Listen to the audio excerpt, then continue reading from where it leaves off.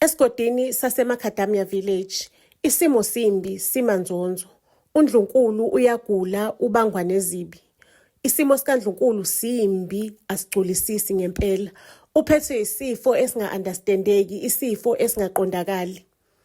Inyanga yesigodi ibize indodakazi endala yakhe uNdlunkulu, uBelinda. Belinda mntanami, isimo sikanyoko mina ngisi-understand. Ngiyalibona ilambu lakhe lokuphila liya ngokufiphala, lifiphala phambi kwami. Angisazi ukuthi mina ngimsize kanjani unyoko. Sengaphezulu kwamandla ami ndodakazi. Ngakho-ke ngizocela ukuthi nithumele unogada ahambe aye enyakatho ayongifunela inyanga enkulu uMangqesheza, inyanga nami engadlula ezandleni zayo. Ngiyamthemba kakhulu uMangqesheza. Mhlawumbe bangase afike lana singathi ukuhlangana ngamakhanda sibone ukuthi singaphuma nani ukuze sikwazi ukuthi sisize unyoko.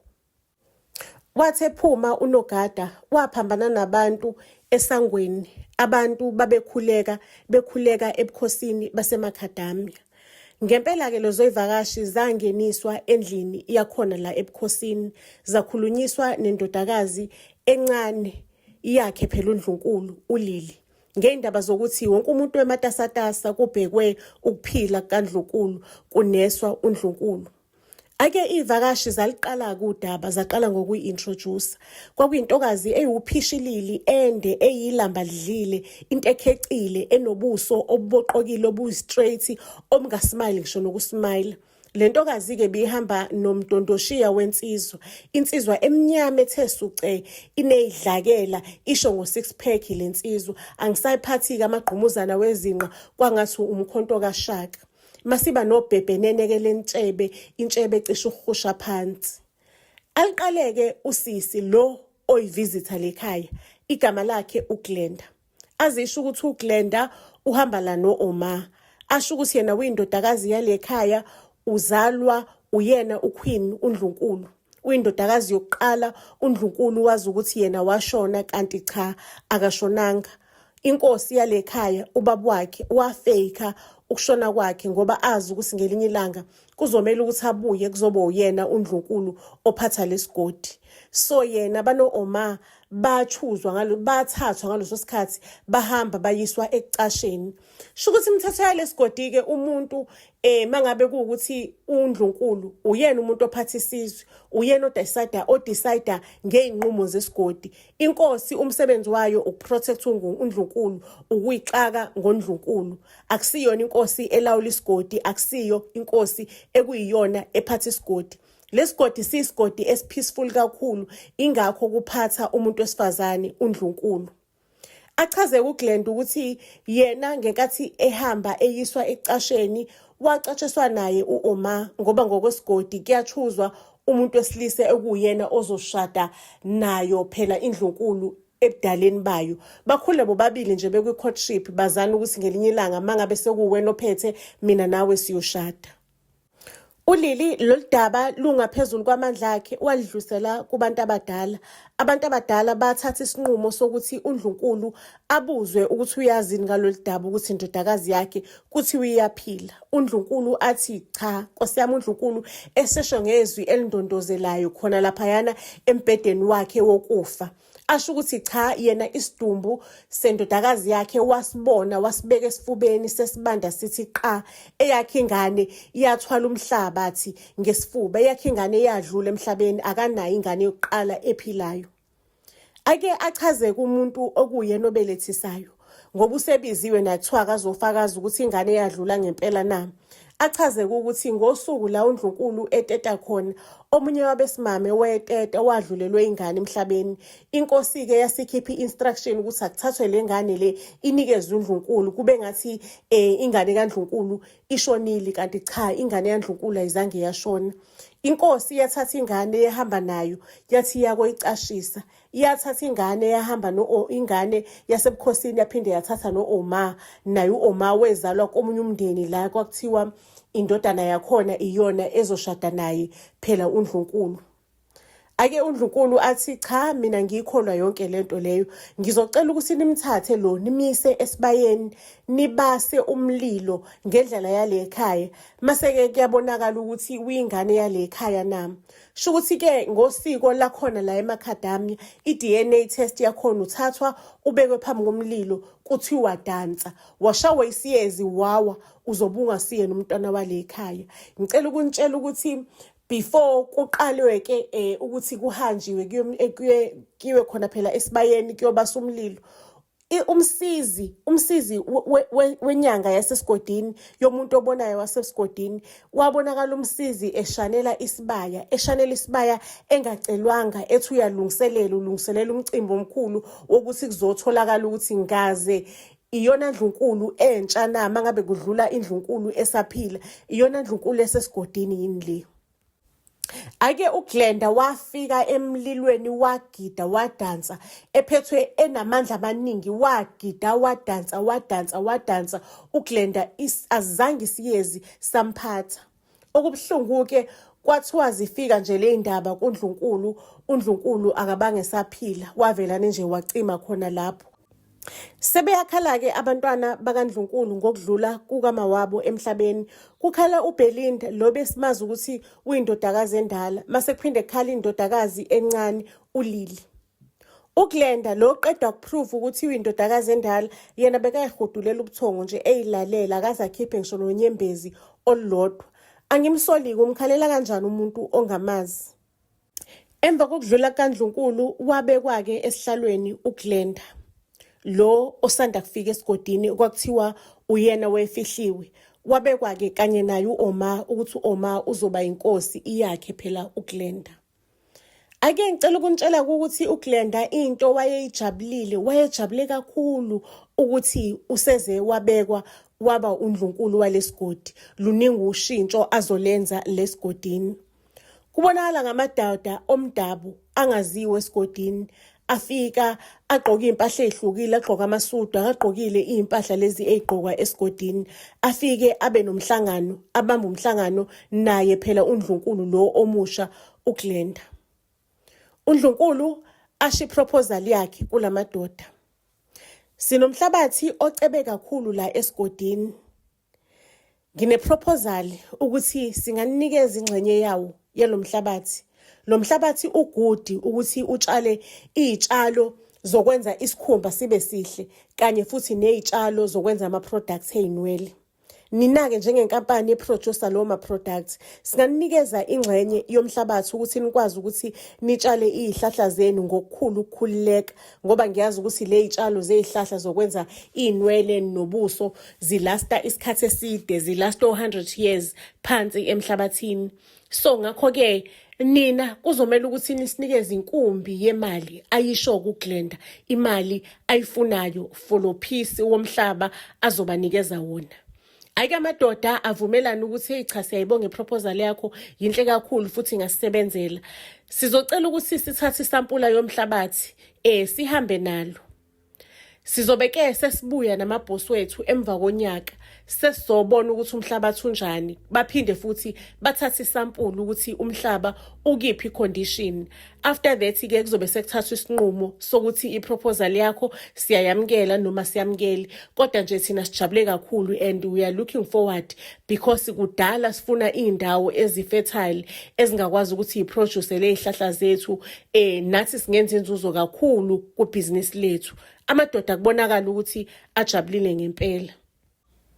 Ba-celebrate-ke uGlenda naye uOma ukuthi engathi izinto zihamba kahle, zihamba ngolayini, kujatshuliwe lekhaya.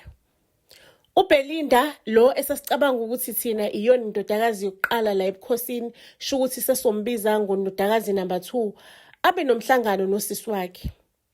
Dadwethu, ngiyayibona amandla owafakayo, ngiyayibona i-effort oyifakayo ekukhuliseni lesigodi, usithathe usiyise kwenye level abazali bethu abangakaze basiyise kusona.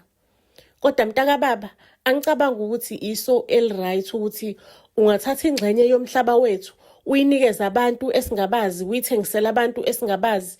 Lo umhlaba wethu, umhlaba wabantu bakulesigodi. Yonke into ekulesigodi ibhilonga kubantu bakulesigodi. Aphendule kahle-ke Nkosi yami uGlenda. Mntaka baba, ibhizinisi leli ngiya-understand ukuthi awu-understand.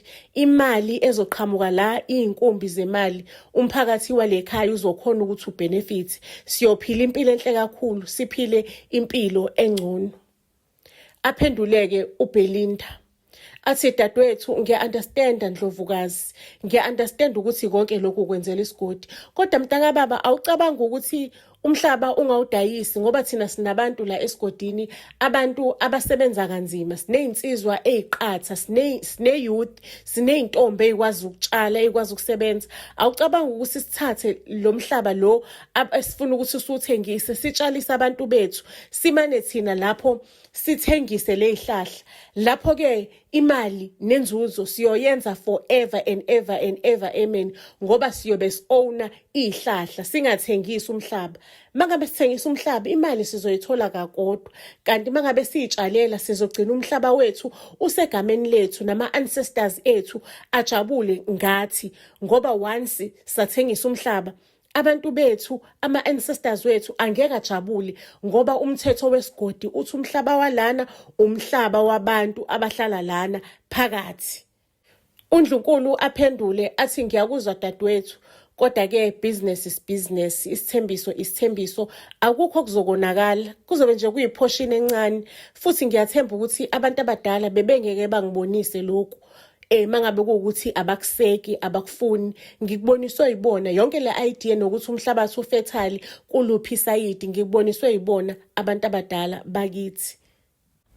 Kufika unyakatho umsizi wenyanga, ilo owashanela esibayeni before kubaswe umlilo. Afike kunyakatho athi Ndlunkulu wami ngizokubikela-ke indaba zokuthi nansi phela inyanga yesigodi iyahamba. Ithi iyothandaza ey'ntabeni for 40 days ngoba ithanda ukubona ukuthi amaphupho aseyafiphala, ayisaboniswa, ayisayibona izinto ey'qondene nesigodi. Kungani ingakubonanga wena ukuthi uwena wawufihliwe, uwena umele ukuthi uphathe lesigodi? Aphenduleke uNdlunkulu uGlenda. Athi kulungile Nyakatho, ayihambe inyanga iye kokhuleka entabeni for 40 days. Ungakhohlwa ukuthi phela lo muthi lo esimfakele wona umuthi onamandla kakhulu ozokwenza ukuthi amaphupho afiphalo ungofiphalo, noma ngaye entabeni ayikho into azoyibona. Ayike uNyakatho athi ngiyabonga my queen, mase kukhulume wena ukhulumile, nami ngizophumula, ngizokuthola ukuphumula emoyeni. Usisi omncane uLili ukhuluma nodadewabo uNumber 2 uBelinda. Mntaka baba, angiyiqondi mina yonke lento leyo. Ukuthi uNdlunkulu angayenza kanjani lonto leyo ukuthi athathe umhlaba wethu awuthengisele abantweni bangaphandle? Angeke ihambe yonke lento kahle. Kuzodinga ukuthi anqandwe udadewethu. Awucabanga ukuthi mhlawumbe sekumele simsabotage, sisebenze ngenye indlela le ndaba, siye nje off books, mhlawumbe nje senze sure ukuthi akwenzeki konke lokuthengwa kwale ndawo? Aphendule kuBelinda athi mntaka baba, thina singabantu bokuthula noxolo. Sinokuthula okukhulu thina, asibe abantu bokukhohlakala, asibe abantu bokuphambanisa amakomishi, asibe abantu bokwenza izinto ezimbi. Kulesikhathi samanje into engayisho ukuthi abantu baphansi bazozilwela, bazosinqanda lesimo. Mangabe kuwukuthi uyibona bafuna ukuthi lesimo lesi senzeke for ukuthi umphakathi uthuthuke, sizokwenzakala. Kodwa into engiyaziyo ukuthi akusiyi decision eright le.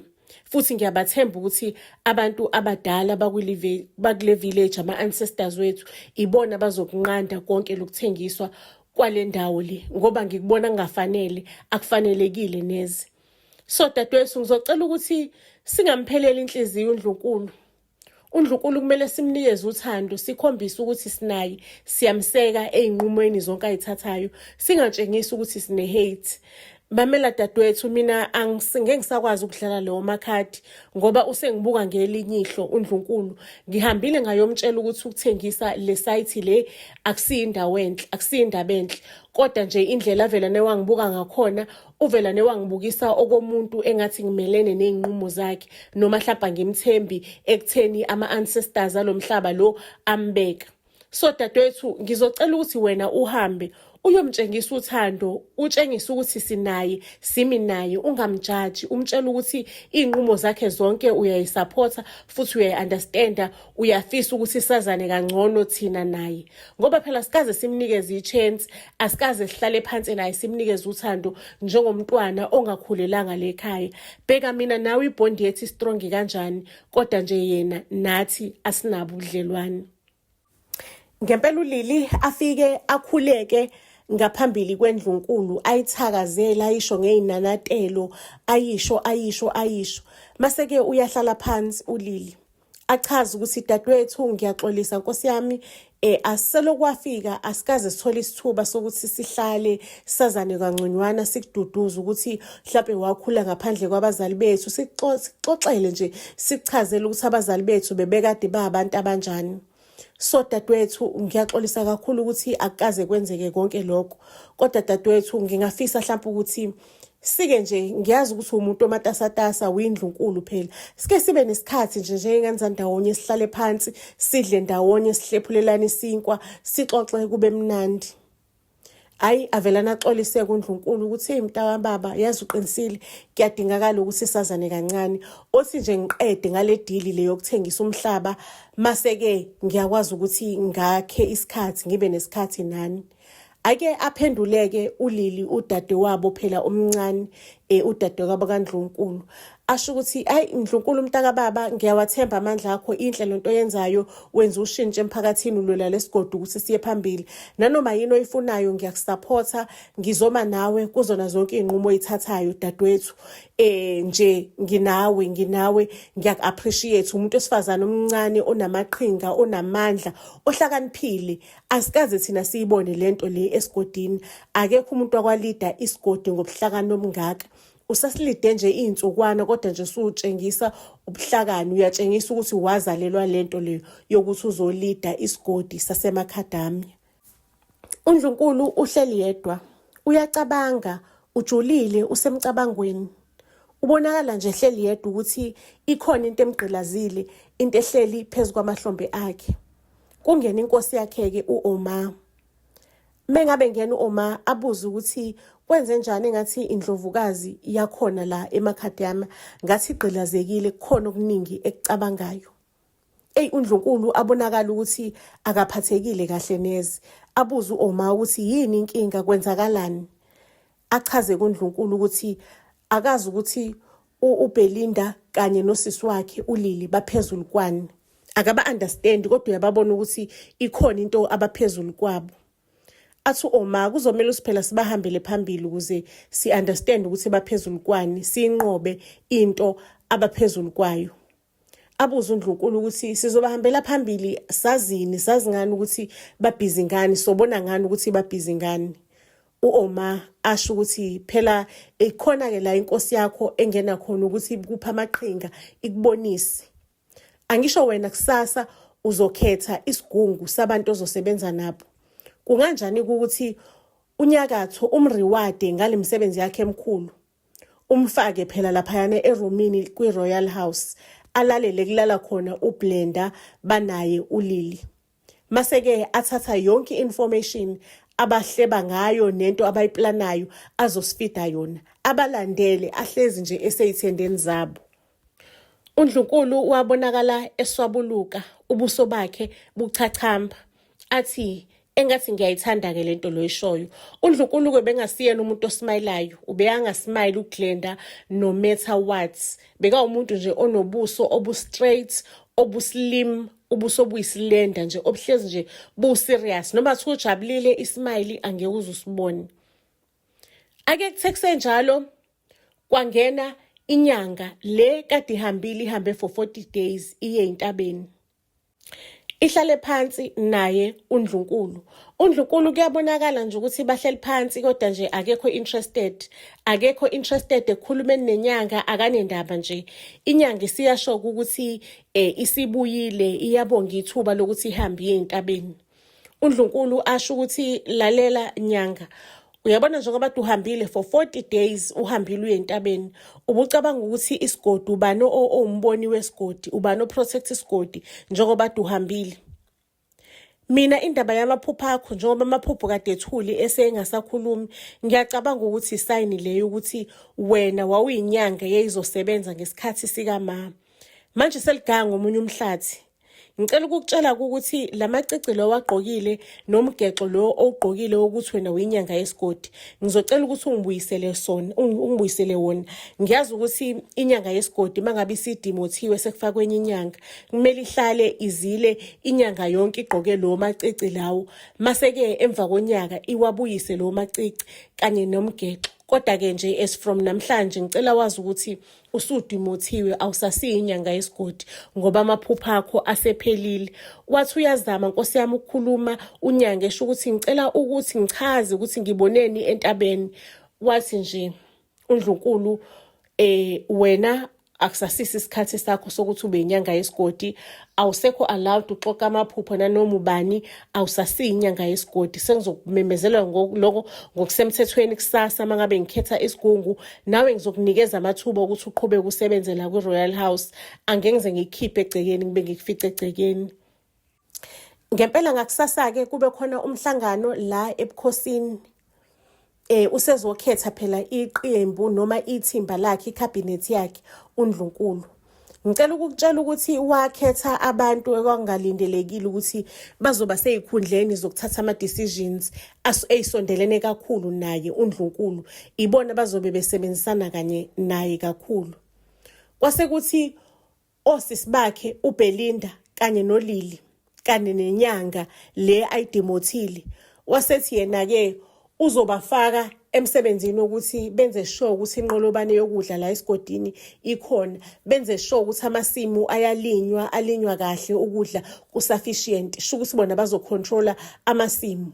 Aphinda akhuluma ukuthi bantwana bakababa, ningacabanga ukuthi mangabe nginifaka emasimini ngiyanidelela. Ukudla la esigodini kuwukuphila, siphila ngokudla la esigodini. Iyona job ebaluleke kakhulu ukuthi nenze sure ukuthi abantwana besigodi baphephile, bayaphila, banokudla, amanzi akhona esigodini, nibhekelele izimo ey'njengalezo. Ake ngempela uNyakatho wenesikhundla esi-very close to iNdlunkulu, amuvele inike manje kwi-royal bedroom la ehlala khona abantwana baNdlunkulu. Ehlala khona bani? Undodakazi lesasicabanga ukuthi undodakazi omdala uBelinda mase kuhlala noLili. Nawe usezohlala lapho because imbhede yayimthatha kulolo room. Abantwana babethi mangabe beyixoxela beyijabulele, ubehlezi nje uNyakatho ethulile bagqolozele ethatha kwasani. Ngisho noma thiwa umuntu uye bathroom uyabala ukuthi wahamba isikhathi eside kangaka, ahamba yonyonyoba alalele. Kuthe mangabe sebeqalile ngomsebenzi wabo wamasimu, uBelinda uyabonakala ubala ukudla okusenqolobaleni, uyabhala ukuthi sinani intoni esingenayo. Kungeneke phela lo osehlisiwe esitulweni obekade eyinyanga yesigodi, bekade ewumboni wesigodi. Afika akhulume naye uBelinda. Athi, Belinda, mangabe ngiseyintambeni ngibe nesibonakaliso. Ngibone omunye umgede. Lo mgede esibonakalisweni wami ububizwa ngomgede ongcwele. Lo mgede lo bu-rich kakhulu, unamanzi esiphethu aqhuma phakathi, aqhuma phansi lapha phakathi naphakathi nomgede. Mase kuthi lo mgede lo bunama-fields a-green. Ngibone mina nawe nosisi wakho omncane uLili sulima lo mgede lo, sawulima sabophela iy'nkabi, kwatshala ukudla kwakhona bekukhiqizeka, bekuphuma iy'thelo ey'ngangamakhanda engane, iy'thelo ey'nkulu, zagcwala ley'thelo, zagcwala amaqoma. Emva kwalokho kwafika isomiso endaweni kwi-village yonke, iMacadamia yonke. Kwaba khona isomiso esikakhulu esize ngengozi esizoqothula umphakathi nabahlali bakhona la eMacadamia. Kwabonakala abantu sibapha ukudla, abantu besinda lapha emgedeni. Umgede-ke lo besesiwushune kahle kakhulu, sekunembhede, sekunabantu abangagoduki kuye emzini yabo, sebehlala le emgodini besondelela amanzi, besondelela ukudla. Ngisho nabafundi abafundayo besebefunda bekhona la phakathi emgedeni, nothisha babo sebela phakathi emgedeni. Abuzeke uBelinda ukuthi ukuphi lo mgede, uyawazi ukuthi ukuphi lo mgede? Aphendule lo obekade inyanga, athi ngiwabonile ama-directions ayakhona kodwa umgede lo angikwazi. Emaphushweni bathe umgede ongcwele le. ohlambulukile kungena umuntu ohlambulukile kuphela. Umuntu ongahlambulukanga akangena emgedeni, uyekufa ngisho nokufa. Ngena umuntu onenhliziyo emnene, umuntu ongcwele, umuntu oclean kuwona loya mgede. Lapha ephushweni nasesibonakaliseni sami bengibone ngathi ukudla akuvumelekile ukuthi kuphume emgedeni. Umuntu ofuna ukudla kuyomela ukuthi angene phakathi emgedeni adlele phakathi. Ukudla akuphumi emgedeni. Umuntu oyokhipha ukudla emgedeni uyofa ngisho nokufa. Lapha emgedeni imfuyo yonke bese siyilandile ihlala lapha imfuyo yethu idla khona la iphuza khona la. Ngibona injabulo kuthokoziwe emgedeni. Ngibona izingane zidla zijabulile, izingane ichachamba zidlala. Kunempilo, sisigodi esihlangene, sisigodi esinobuntu, sisigodi esinempilo, sithandana, sizwana ngaphakathi emgedeni. Bahambe ngempela uBelinda inyanga kanye naye uLily, ishuthi inyanga le esidimuthiwe. Bahambe bayoyibheka balandela ama-directions according to isibonakaliso sikakhe phela oboniswayo. Mebefika ngempela bafice kunelinye itshe bethi mangabe belisusa lelitshe libangenisele emgedeni. Umgede wakhona muhle-ke guys, muhle umgede. Ngaphakathi kunamanzi aklini aqhuma phansi ayisiphethu, kushaya umoya oheleza kamnandi, kuhle umgede. Ngazi ukuthi nje isendlini phakathi ungahlala. Ngempela-ke baqale-ke bayilime le ndawo, bathi hayi asifezekise amaphupho. Ukudla kwakhona kugcwale, sekuvuniwe ukudla sekugcwele, nezinye imifino nezinye izihlahla ngisho nezithelo ziyagebhuzela, isaqala phansi ziyagebhuzela yize noma sebevunile ngathi nje abakaze bavune. UNdlunkulu usephatheke kabuhlungu ngale somiso lesi esenzakalayo endaweni. Kuvelane nje kwaqubuka isomiso, kwaqala isomiso. Usene-stress sokuthi ilanga noma i-date yokuthi babuye bazohlola umhlaba, bazobona indawo iyasondela. Naku nokudla kuyancipha esigodini ngoba sekudliwa ukudla okuseyinqolobaneni manje. Afike-ke uNyakatho ezokhuluma noNdlunkulu. Ndlunkulu, abantu bayakhala. Ukudla ey'nqolobaneni sekuphelile manje. Abantu bayakhala ukuthi mhlawumbe angeke ukwazi yini ukuthi uhambe uyokhuluma ney'godi ey'seduzane. Uhambe uyocela ukuthi ithini indlela abangasisiza ngayo, noma nje bangasiboleka amasimane okwesikhashana sithi ukulima sikwazi ukuphila njengabantu besigodi. Singenza nanoma yini ukuthi siphile. Ngiyacabanga ukuthi njengomholi wesigodi kuzomela ukuthi ujabulise abantu besigodi, uhambe uyokhuluma ney'godi ey'ngaphandle ey'semaduzane. Wedinwe efa uNdlunkulu mangabe ebuye ey'godini ngoba ukuya kwakhe ey'godini akuhambanga kahle. Abaphathi bey'godi lezo oNdlunkulu abanye kwezinye iy'godi bafike bamtshela ukuthi hayi thina sikwazi, thina si-expect ukuthi uBelinda okumele ngabe uyena oba uNdlunkulu. Omunye nje woNdlunkulu washo ukuthi thina siyazi ingane iyashona, ingane yokuqala. Ubaba wakho nobaba walekhaya, ubaba wasebukhosini lobu ophethe emakhadama nobaba wasebukhosini balekhaya bebe very close, betshanana zonke imfihlo. Uyamazi ukuthi wazile isikhathi eside kanjani kudlule umntwana wabe ekuqaleni uMafungwasi. Wakhala isikhathi eside ezilile, akusilo neqiniso. Wena usiyo wasebukhosini, ubonakala ngokuthi mangabe ufika la uhluleke ukuthi uzehlise uzobingelela igodi eyiseduzane, uzenze umuntu ophilayo, uze nje nesilwane uzobingelela ebukhosini obuseduzane, uzokwakha ubudlelwane. Uyabona manje ubudlelwane awubakhanga nathi, sikusiza kanjani, sikubonelela kanjani. Into ongayenza ukuthi wena ulethe uBelinda la, kuba uyena obekwayo, umlethe la uBelinda, singamsiza ngokuphindaphindiwe ngoba iyona ngane esiyaziyo, ingane ephilayo, ingane ezalelwe lesigodi. Ngaleso sikhathi-ke umgede ubusuredi, abantu abaningi besebebiziwe sebezodlela emgedeni. Imindeni eminingi bisihlala emgedeni, eminye beyibiyigoduke, kodwa nje umgede ubusuredi, sekudliwa, usu-operate umgede. UNdlunkulu-ke yena bekasadla ukudla kwasenqolobaneni ngoba yena wabona ukudla ngathi sekuyaphela, wakuthatha okuningi wakubeka ngakuyena, wancamela ukuthi abantu besigodi balambe kudle yena kuqala. Lapho uNdlunkulu-ke usephethwe istress ukuthi abantu laba ababezothatha umhlaba babuyile bafica komile bathi ayi thina siyobuya mhlazane kwaphela isomiso because angeke sikwazi ukuthi sitshale emaqontiqontini ezwe elikanje. Awusitshelanga ngani ukuthi leli zwe lihlale libuye libe ne-drought libuye libe nesomiso? Sizozenza kanjani iy'hlahla zethu ngoba iy'hlahla zethu zifuna indawo enamanzi 24/7 every year. Manje mase kuyindawo e-dry kanje thina ngeke sikwazi ukuthatha le ndawo yakho siyakhansela. The deal is off. Hamba uyofuna ezinye iy'nayi ezinye iy'phukuphuku. UNdlunkulu bekalimele, umoya wakhe buphatheke kabuhlungu, ulimele. Kufika uNyakatho athi sizodlula kukona konke lokhu Ndlovukazi. Kodwa kunamahebezi engiwezwayo lesigodini. Ngizwa kuthiwa kunomgede. Kulomgede kunamanzi aqhuma phakathi. Kuthiwa imfuyo yethu isilapha emgedeni. Kuyatshalwa kulomgede, kuyadliwa, umphakathi usuhlala khona kulomgede.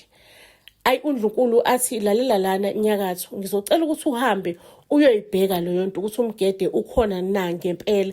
Mangabe kuukuthi umgede ukhona, phela umgede umhlaba wami lo, umgede wasebukhosini, kumene ucontrol umina, umene nje umina, sibone ukuthi ukudla kukangakanani, kukhula kanjani, kumele kusave wonke umuntu athole, kube ne-strategy sokusherwa esigodini.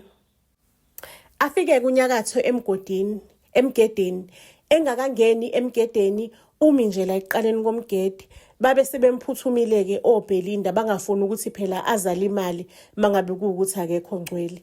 Ufika nje uNyakatho akadeleli go.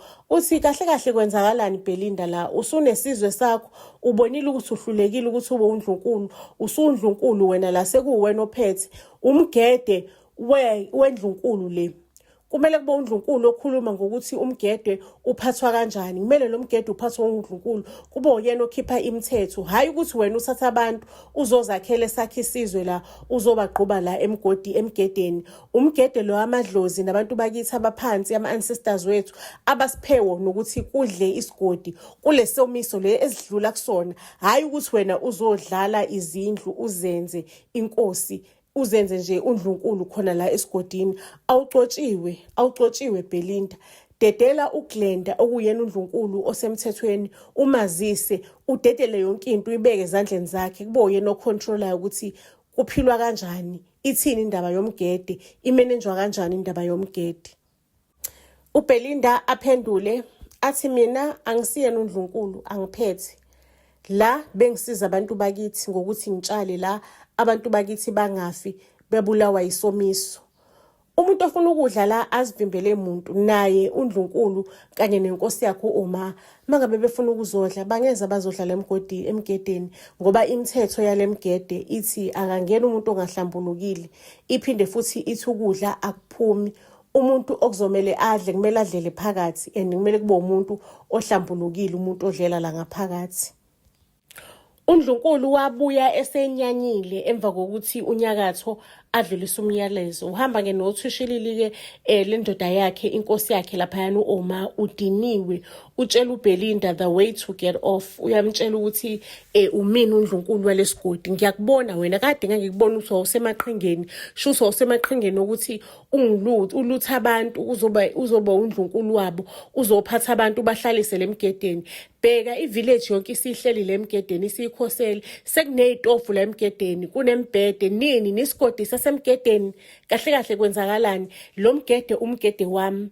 Ngizothatha iy'ntambo-ke manje ukuthi ubani ongenayo, ubani ongaphumi emgedeni wesizwe sami.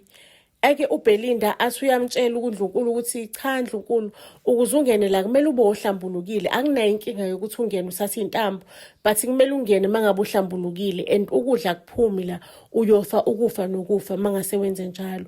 Ayike wadlubulundela-ke uNdlunkulu, kwasho ukuthi abantu abadala abadlali ney'ngane, bamlahla phansi, wafela lapho kanye nendoda yakhe uOma. Engasakhali kuNyakatho-ke sekhuluma iqiniso, esehlambuluka ukuthi kwenzakalani. Uyachaza ukuthi akasiyingane yasebukhosini undodakazi lo osedlulile phela. uGlenda akasiyindodakazi yasebukhosini. uGlenda wakhokhela umama lo ozalisayo ukuthi kube uyena oconfirma lonke lelitulo. uGlenda sonke lesikhathi kwathatha iminyaka ngeminyaka ukuthi azame ukufiphelisa amaphupho akhe umuntu obonayo, amaphupho enyanga. Ubekade esebenzisana nenyanga enkulu kakhulu. Mina bengiloku nje ngigxoba imithi ngiyifaka ekudleni kwenyanga yalekhaya nje ngoba ngumsizi wayo. Before kudla inyanga yalekhaya kudla mina kuqala. So bengenankinga ngoba mina amaphupho anginawo lo muthi loyo bungekuzo ngi-afford. Bengifike ngidle ngiyinikeze inyanga iqhubeke idle. Kanti inyanga yazi ukuthi iyayibulala ngowayo, amaphupho ayo ayafiphala, ayaphela amaphupho awo ngeindaba zokuthi nje idla lo muthi engiwunikeza yona. Isizathu sokuthi inyanga yalekhaya ingaboniswa ngokufika kwaGlenda, it's because umuthi ubusuphambili vele usuwenza umsebenzi. Isizathu sokuthi uGlenda angawi lapha esibayeni, it's because sasazi vele ukuthi i-test yakhona niyomfaka esibayeni.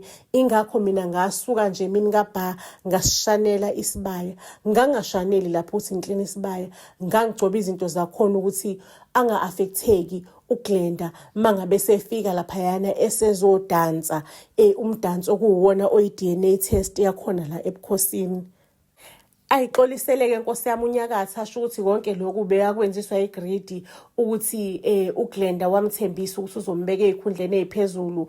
Nalo mama lo ubonile ukuthi umama lo uyena owezalisa ngalezi zikhathi ingane zakhe zonke ezisezikhundleni eziphezulu ezisondelene nenkosi. Into leya orchestratewa kudala kwanondlunkulu lo osefiphelo oselelo sekhotheme nayo ukuthi aphathwe ilesifo lesi esimphethe. Nakhona imithi iyabo phela oGlenda bano-Uma abanginikeza mina wadliswa yimina uNdlunkulu. Njengoba de isimo sakhe nje kube ngathi asitholakala isolution, it's because inyanga besikade silalisile ukuthi ingaboni lutho, ingazi ukuthi ngasisiza kanjani lesimo lesi. Kodwa nje uNdlunkulu bekadliswe yimina and besimbalela amalanga sazi ukuthi uzofika nini uGlenda. Besazi ukuthi umuthi uzomjuqula nini ngoba yonke into biyiplaniwe, everything was orchestrated. Uthe nje angavuma ukuthi ingane ihambe yesibayeni la sekutholakala ukuthi uGlenda uyindawo uzobe uyena uNdlunkulu kule ndawo, umntwana wakuyona le ndawo, umntwana wahamba wayofihlwa. Ngaseke mina ngifaka idozi yokugcina ezoqeda ngaye uNdlunkulu ezomdlulisa emhlabeni. Ngiyawavuma amaphupho ami, ngicela uxolo Nkosi yami, ngangidlala iGreedy, ngangidlala ungazi. Ngiyacela ukuxolelwa kumaphupho ami. Ngisho noma kuthiwa niyangithatha niyongifaka ekhulukuthu, niyangibopha, ningenze njani, ngiyacela as long as nje ningixolelile Nkosi yami. Ake uBelinda wabekwa esihlalweni sobukhosi, kodwa uBelinda ke wanqaba ukuthi agqoke ibhande leli litshengisa ukuthi uNdlunkulu ligqoka esiphongweni. Wathi nje yena la esigodini sonke siyabambisana, sonke isigodi sisiphathisene, siyabonisana, siyaxoxisana, siyanakekelana, sonke sispreada uthando ukuze kube mnandi esigodini, kukhulu esigodini. Lapho kwakungeve kwakujatshuliwe esigodini, kwakuzwakala ukuthi ima kungena uNdlunkulu okuyena ngoba wephakamisa izandla emoyeni asho ukuthi isigodi uzosiphakamisa kanjani. Kwathiwa ngaqeda ukubhiyoza wasehlala phansi ke uNdlunkulu esefuna ukuthula iplani lakhe lonke. Waqale nje ngokukhuluma ukuthi umphakathi ucela ukuthi ungawarishi izidumbu lezane ezimbili seyigodukisiwe zayiswa esigodini sangakubo. Zigodukiswe nje ngenkulu inhlonipho, zahlonishwa kahle, zahanjiswa esigodini sangakubo ukuthi bafele lana bepretend ukuthi babantu besigodi, abasiba abantu besigodi. Sicela ukuthi nje nithathe izidumbu zenu, akukho ukuxabana ngesixabane, sizothelelana na amanzi kahle. Sho ukuthi nje bekuyigila mkhuba nezigelekeqe ezimbili ebekade igeqele umnotho wakhona lapha eMacadamia. Ngicela ukuntshela kakhulu uNdlunkulu asho ukuthi uzocela ukuthi ifocus ibe sebantwaneni abancane abasafunda umatric ngoba ibona ama-future leaders alesigodi. Bazolekelelwa abantwana ukuthi banikezwe inamba yaseBuzz SA ukuthi bakwazi ukuthi bathenge imovie Impi Yabomdabu isemthunjini, ukuze bakwazi ukuthi isiZulu basiphase ngamalengiso, basiphase ngo-A, ngoba phela incwadi impilo yabomdabu isethunjini, incwadi ewugqinsi kakhulu othola ukuthi abafundi bayavilapha, bayahluleka ukuyifunda. So ibhazi seyithathe le ncwadi le yayishintsha yayenza imovie ukuze abantwana bayi-understande kangconywana, bayibone into bayi-understand. Achaza uNdlunkulu ukuthi le ncwadi lena iphethe zonke igameko ezenzakala encwadini ngokulandelana kwazo, yonke into umbhali akhulume ngayo ukuthi ikhona encwadini. Emuvini lento uzoyithola uyibone njengale ndlela edescribe ngayo. Asho uNdlunkulu ukuthi lento le izobasiza abantwana ukuthi mangabe beyobhala ama-exams into bayazi, isithombe sila engqondweni asicishi, imuvi oyibonile uyibonile. Asho ukuthi ucela ukudistributha-ke inamba yasebhasi SA ukuthi ba-WhatsApp ubhasi SA njengoba ku-2026 imovie yu-R60 ngekhanda lomfundi oyedwa, and futhi imovie yakhona ebhasi SA i-protected ukuthi abantu bangasherelani, abafundi i-protected ukuthi umuntu angakwazi ukuyigcina efonini, into akwazi ukuthi ayenze nje ukwazi ukuthi ayibuke. Akhulume kuNdlunkulu akhipha amanamba ukuthi 079 337 2464 079 337 2464. Anxenxeke abazali ukuthi iy'ngane zethu yixakekile, zixakwe omatikuletsheni, zixakwe iy'fundo ey'ningi. Ngcono abazali bayifukulela umsebenzi, bazehlisele umsebenzi ukuthi iy'ngane zibe nento ezokwazi ukuthi ziyi-memorize kalula, zikwazi ukuthi ziyi-understande kalula. Ake uNdlunkulu ispeech sakhe wazivala ngokuthi uyayibophezela ukuthi uzoba yilo Ndlunkulu lomphakathi lo owudeservayo, futhi uzokwazi ukuthi kuboniswane, kuphathiswane, kubanjiswane. Waseyanxenxa uNdlunkulu ukuthi abantu basebhasi ake nje nisenzele iqiniso, sicela ukuthi umuntu nomuntu sibe ne-challenge esiyenzayo ukuthi umuntu nomuntu uzoyishare ivideo yethu, whether uyishare ku-WhatsApp group or whether uyishare ku-Facebook, uyishare kuphi, as long as ushare ivideo yethu. Sike nje mani le video lesifike 100,000 views. Asho nje uNdlunkulu ukuthi ayisithembeni nabantu basebhasi sikhula yinina, sicela ukuthi nisubscribe, nifollowishe, nilike. Maseke siba nenye challenge ukuthi mangabe usushareile, sicela ubuye uzocomment usho ukuthi ibhasi uyayithanda, uyayi-enjoya le movie, usushareile, ushare kuphi, usharela abantu abangaki. Mhlawumbe usho ukuthi mina ngishare on my Facebook profile, nginabantu abawu-5,000 abangilandelayo, noma mina ngishare nabantu ku-WhatsApp abantu abawu-10, noma ngishare egroupini ukuthi kanjani. Sicela nje family kube yi-challenge ke yomndeni, kube yi-challenge ye-family leyo ukuthi nje sikhuphulane nathi siboostane, because siyathanda nathi ukuya phambili, and ukuya phambili kwethu family kudiphendele kunina, inini noyifukula niphakamise ibhasi SA. Sikhona-ke kuwona wonke ama-social media platforms, sikhona on TikTok, sikhona on Instagram, sikhona futhi ku-YouTube, sikhona naku-Facebook. So family, gijimani ngenihambe nosifollowisha to all social media platforms. Siyanithanda kakhulu, Buzz SA to all social media platforms. Mwah, mwah, mwah.